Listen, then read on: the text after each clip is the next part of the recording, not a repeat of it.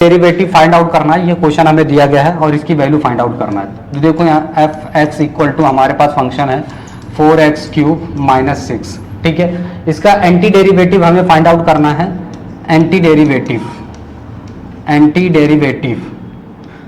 ठीक है। तो एंटी डेरिवेटिव दैट मीन्स यहाँ पर इसका हम लोग निकालेंगे एफ एक्स, इसका एंटी डेरिवेटिव क्या हो जाएगा, ये कब आया होगा जब x की पावर 4 रही होगी, तभी इसका डिफरेंशिएशन होकर के ये बना। तो इसको हम लोग बोल सकते हैं x की पावर 4 माइनस 6x प्लस सी, यानी एक तरह से इसका इंटीग्रेशन करना। तो इसका इंटीग्रेशन क्या आ जाएगा, ये आ जाएगा, ठीक है। इसमें बोला है कि यहाँ पर वैल्यू पुट कर देना है, x की जगह कितना 0 पुट कर देना है, x की जगह 0 पुट करो। तो x की जगह 0 पुट करो, यहाँ पर कितना हो जाएगा 0 की पावर 4 माइनस ये भी 0 हो जाएगा प्लस 6।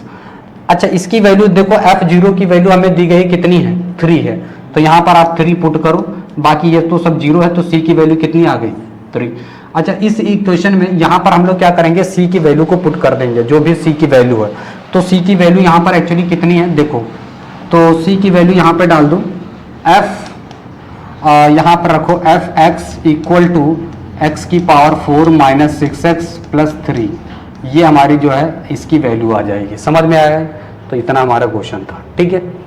चलो इसको नोट कर लो। फिर c की वैल्यू निकाल लिया, c की वैल्यू इसमें पुट कर दी जहां c था।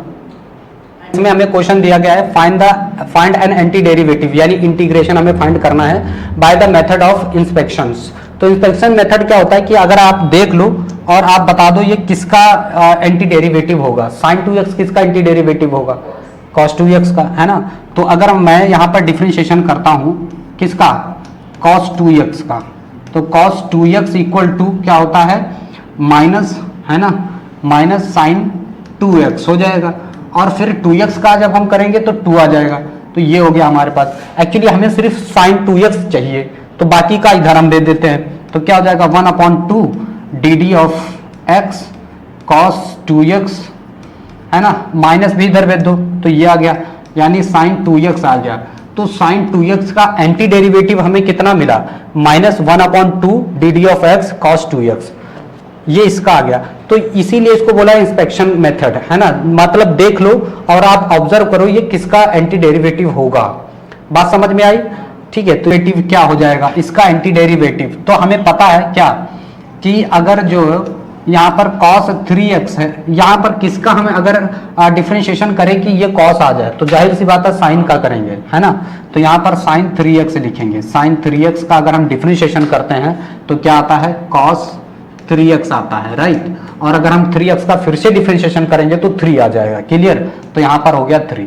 एक्चुअली हमें तो इधर सिर्फ cos 3x ही चाहिए, तो 1/3 को इधर भेज देंगे, तो 1/3 dd of x sin 3x, ठीक है। तो ये कह सकते हैं cos 3x।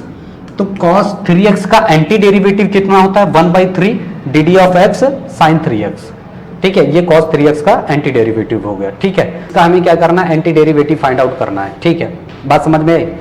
तो इसका एंटी डेरिवेटिव क्या होता है सुनो, तो हमें पता है क्या dd ऑफ x कि भैया अगर इसका एंटी डेरिवेटिव क्या हो जाएगा, देखो इसका अगर हम डिफरेंशिएशन करते हैं तो यानी 1/2 e की पावर 2x इक्वल टू, इसका डिफरेंशिएशन क्या हो जाएगा, तो देखो 1/2 e की पावर 2x इंटू 2, तो इस 2 से 2 ये कैंसिल हो जाएगा, तो यहाँ पर कितना आ जाएगा e की पावर 2x इक्वल टू 1/2 चाहे तो हम बाहर ले लें, 1/2 dd ऑफ x e की पावर x।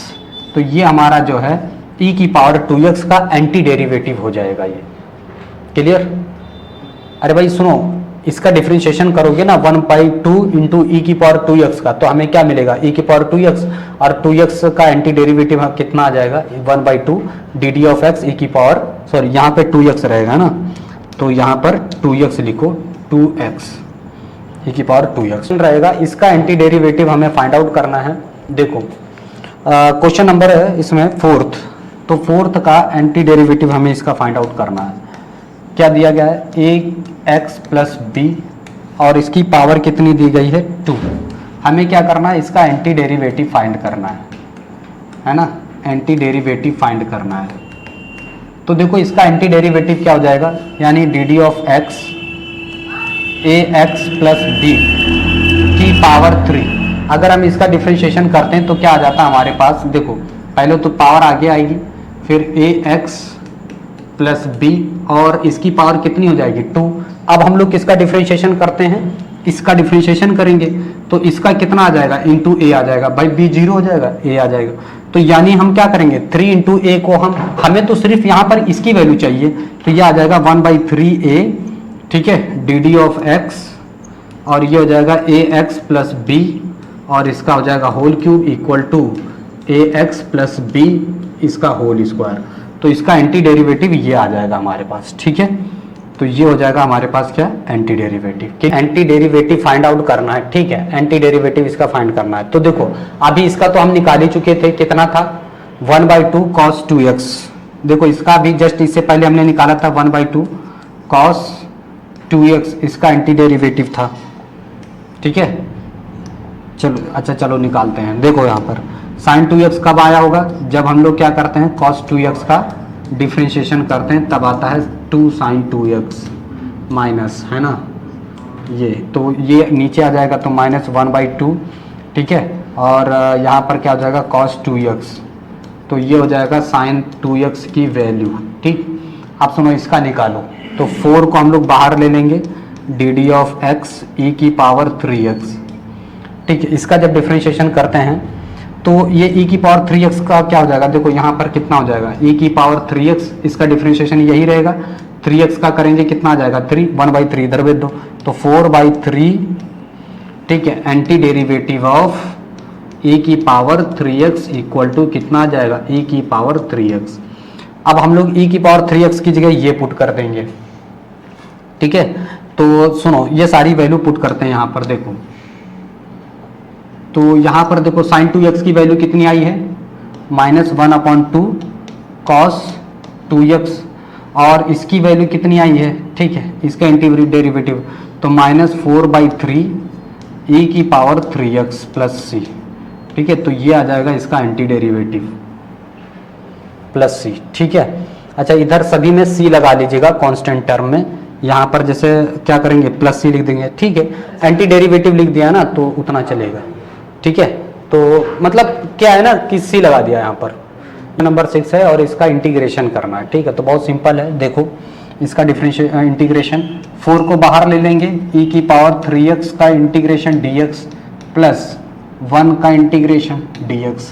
अब सुनो यहाँ पर हमें क्या करना होगा, थोड़ा सा लेट कर लेना रहेगा, 3x को हम लोग t लेट कर लेते हैं यहाँ पे, 3x इक्वल टू t, ठीक। इसका आप डिफ्रेंशिएट कर दो x के रिस्पेक्ट में, differentiate with respect to x के रिस्पेक्ट में करोगे तो 3 dx हो जाएगा और इसका कितना हो जाएगा dt हो जाएगा। बात समझ में आई, तो इसको उधर भेज दो तो dx इक्वल टू कितना आ जाएगा 1/3 dt आ जाएगा। बात समझ में आई कि नहीं। देखो यहाँ पर क्या है 4 इंटू ई की पावर 3x dx, हमने 3x को क्या लेट कर लिया है t, ठीक है। तो differentiate with respect to x के रिस्पेक्ट में इसका डिफरेंशिएट कर देंगे तो ये कितना हो जाएगा 3 dx equal to dt upon कितना हो जाएगा 1/3 dt, ठीक। अब सुनो dx की जगह हम लोग ये वैल्यू पुट करेंगे यहाँ पर, ठीक है। देखो देखो क्या करेंगे, यहाँ पर 4 है, ये 4 रखो, ठीक। e की पावर 3x की जगह कितना रख देंगे t। अब यहाँ पर dx है, dx की जगह कितना पुट करेंगे 1/3 dt, ठीक है, ये पुट करेंगे और फिर उसके बाद क्या है, हाँ तो यहाँ पर प्लस 1 dx, यानी यहाँ पर इसका इंटीग्रेशन होगा t के रिस्पेक्ट में, यहाँ पर इसका इंटीग्रेशन होगा x के रिस्पेक्ट में। बात समझ में आई। तो ये 1/3 को हम लोग बाहर लिख सकते हैं 4/3 e की power t dt plus 1 dx। अब सुनो इसका इंटीग्रेशन करते हैं 4/3 e की पावर t का जो इंटीग्रेशन होता है वो वही रहेगा, ठीक है। तो ये तो चेंज नहीं होगा e की पावर t, ठीक, प्लस x, इसका x के रिस्पेक्ट में इंटीग्रेशन हो रहा है तो x हो जाएगा प्लस c हो जाएगा। t की वैल्यू हम लोग यहाँ पर पुट कर देते जो हमने पहले रखी थी, तो t की वैल्यू थी 3x, तो 4/3 e की power 3x plus x plus c, तो ये हमारी आ जाएगी वैल्यू, ठीक है। तो ऐसे क्वेश्चन है चलो अभी समझ में आया, ठीक है। देखिए यहाँ पे जो क्वेश्चन है ये दिया गया है, इसका इंटीग्रेशन हमें करना है, ठीक है। तो ये काम करेंगे, इसको अंदर भेज देते हैं, ठीक है। इसको अंदर भेजेंगे तो क्या आ जाएगा, देखो इसका अंदर भेजेंगे तो ये एक्स स्क्वायर हो जाएगा, माइनस इसको अंदर भेजेंगे तो x square upon x square हो जाएगा। ये बात समझ में आई, dx ये तो कैंसिल ही हो जाएगा, तो ये हो जाएगा हमारे पास एक्स स्क्वायर, इसको हम लोग dx बोल देंगे, माइनस इसका कैंसिल होके 1 हो जाएगा तो माइनस dx हो जाएगा, ठीक है। तो यहां पर इंटीग्रेशन वाला पावर वाला फॉर्मूला लग जाएगा, कौन सा, कि भैया अगर x की पावर n है dx, तो इसमें क्या होता है n में 1 ऐड हो जाता है, तो x की power n plus 1 upon n plus 1 plus c हो जाएगा। तो यहाँ पर 2 है पावर, तो ये इसमें एक जुड़ जाएगा तो कितना हो जाएगा 3, नीचे भी 2 में एक जुड़ जाएगा 3 हो जाएगा, माइनस 1 का कितना हो जाता है x प्लस c। और ये कैसे होता है मैंने डिटेल में आप लोगों को बताया है कि 1 को dx हम लोग कैसे लिख सकते हैं, क्योंकि 1 को हम लोग क्या लिख सकते हैं, x की पावर 0 है तो 1 कहलाएगा, इसका जब इंटीग्रेशन करेंगे x की पावर 0 का dx, तो इसमें पावर में एक जुड़ जाता है, यानी यहाँ पर क्या होगा कि 0 प्लस 1 अपॉन 0 प्लस 1, तो ये आ जाता है हमारे पास x, है ना। तो ये 1 का क्या हो जाता है x हो जाएगा प्लस करना है। 8वां क्वेश्चन है हमारे पास, ठीक है। तो इसमें देखो सबका अलग अलग कर लेंगे, ठीक है। तो देखो कैसे करेंगे, a तो कोफिशिएंट है ना, इसको हम लोग बाहर लिख सकते हैं, एक्स स्क्वायर dx हो जाएगा, ठीक, प्लस इसमें भी क्या करेंगे, b कोफिशिएंट है, इसको हम लोग बाहर ले लेंगे b, और x का इंटीग्रेशन कर देंगे x के रिस्पेक्ट में, bx dx हो जाएगा, क्लियर। अब देखो c हमारा कांस्टेंट है, इसको बाहर ले लेंगे 1 dx हो जाएगा, ठीक। अब सुनो, ये x स्क्वायर है तो इसमें क्या होता है, पावर में एक ऐड हो जाता है, तो a इंटू इसमें पावर में ऐड होगा x क्यूब हो जाएगा, नीचे भी 2 में 1 ऐड हो जाएगा तो 3 हो जाएगा, प्लस ये b है b, और यहां पर x की पावर कितनी है 1 में 1 और ऐड हो जाएगा तो कितना हो जाएगा x की पावर 2, और नीचे भी 2 हो जाएगा, प्लस यहां पर 1 का कितना हो जाएगा x, तो cx, और एक और हम कांस्टेंट अलग से जोड़ दे रहे हैं c, क्लियर। तो इतना सा होना इसमें, बस यही हमारा आंसर हो जाएगा बेसिकली, ठीक है। यहां पर हम लोग छोड़